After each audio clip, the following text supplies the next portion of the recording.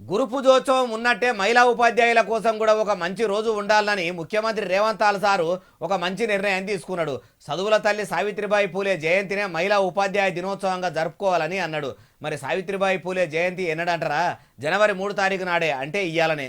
అయ్యా అద్దంకి దయాకర్ సారు ఇక చెప్పుండ్రి. సావిత్రిబాయి పూలే జయంతిని ఉమెన్స్ టీచర్స్ డేగా, మహిళా అధ్యాపక దినోత్సవంగా రాష్ట్ర ప్రభుత్వం జరుపుకోవాలని జీవో తీసినందుకు ముఖ్యమంత్రి గారికి, మంత్రి మండలికి, అందరికి కూడా ప్రత్యేక కృతజ్ఞతలు.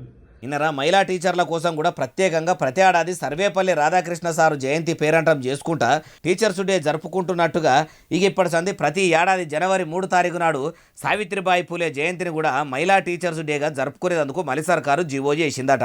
అయ్యా రేవంత్ సారు మహిళా టీచర్ల మనసు గెలుచుకునేందుకు భారతదేశంలో మొట్టమొదటి మహిళా ఉపాధ్యాయురాలు అయిన చదువుల తల్లి సావిత్రిబాయి పూలే జయంతిని లేడీ టీచర్స్ డేగా మంచిగానే చేసిర్రు, మంచిగానే ఉన్నది. మరి మీరు మహిళలకు ఇస్తామన్న 2500 ముచ్చట ఏమాయా సారు? గెలిచిన 100 రోజుల నుంచే ఇస్తామన్నారు. గెలిచి కూడా ఏడాది మీద ఒక నెల నిండుకోబోతున్నది. ఎప్పుడు అమలు చేస్తారు? ఈడికే నెలకు 2500 అంటే 12 నెలలకు మహిళలకు 30,000 రూపాయలు బాకీ ఉండ్రు. ఈ జనవరి నెలతోటి కలుపుకొని 32,500 రూపాయలు ఆడోళ్లకు అప్పు ఉండ్రు. ఆడబిడ్డ కలకల మంచిది కాదు సారు.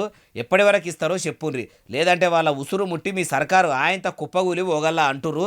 మీరిచ్చిన హామీని మీరు నిలబెట్టుకోకుండా పొద్దు గడుపుతుంటే చూసినోళ్ళు.